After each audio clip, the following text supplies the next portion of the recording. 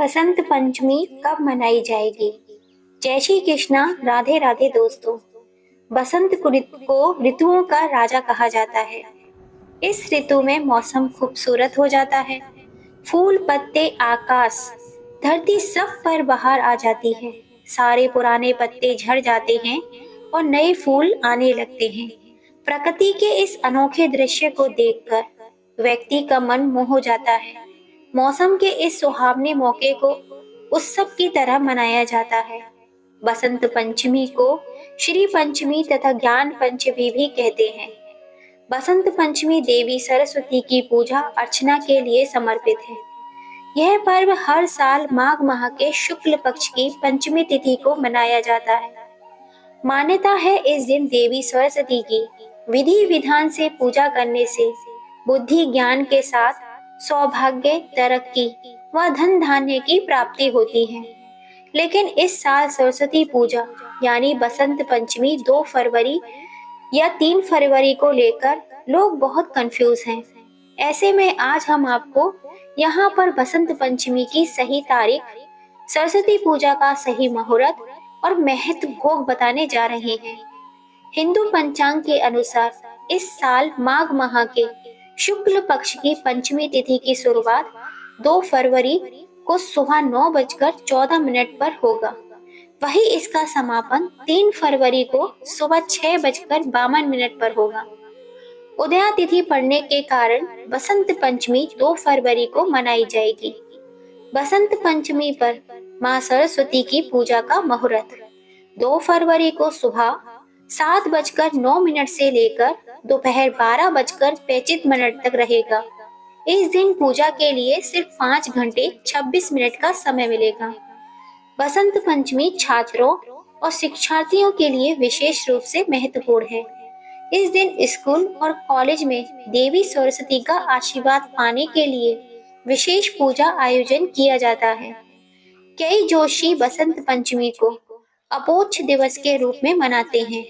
यह दिवस सरस्वती पूजा के महत्व को बढ़ाता है, जिससे पूरा दिन पूजा और अच्छे कामों के लिए शुभ हो जाता है। बसंत पंचमी के दिन मां सरस्वती को भोग लगाएं। बेसन के लड्डू, केसर की रबड़ी, पीले चावल, बूंदी या बूंदी के लड्डू के भोग लगा सकते हैं। ये सारी ही चीजें देवी सरस्वती को अति प्रिय हैं। मां सरस्वती की पूजा देव और असुर दोनों ही करते हैं। इस दिन सभी लोग अपने घर, स्कूल, कॉलेज, कार्यस्थल पर मां सरस्वती की पूजा अर्चना करते हैं और उसमें ज्ञान मांगते हैं। इसके अलावा मां को सिंदूर चढ़ाएं, श्रृंगार की बाकी वस्तुएं भी अर्पित करें। मां के चरणों में गूगल लगाकर उन्हें श्वेत रंग के वस्त्र भी अर्पित करें। दोस्तों, लेकिन क्या आप जानते हैं कि बसंत पंचमी क्यों मनाई जाती है? चलिए आज जानते हैं इस कथा के माध्यम से। पौराणिक कथाओं के अनुसार एक बार ब्रह्मा जी संसार भ्रमण करने निकले थे।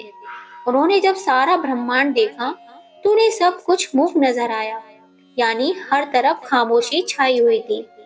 इसे देखने के बाद उन्हें लगा कि संसार की रचना में कुछ कमी रह गई है। इसके बाद ब्रह्मा जी एक जगह पर ठहर गए और उन्होंने अपने कमंडल से थोड़ा जल निकालकर छिड़क दिया तो एक महान ज्योति पुंज में से एक देवी प्रकट हुई, जिनके हाथों में बीड़ा और चेहरे पे बहुत ज्यादा तेज था। यह देवी थी सरस्वती। उन्होंने ब्रह्मा जी को प्रणाम किया।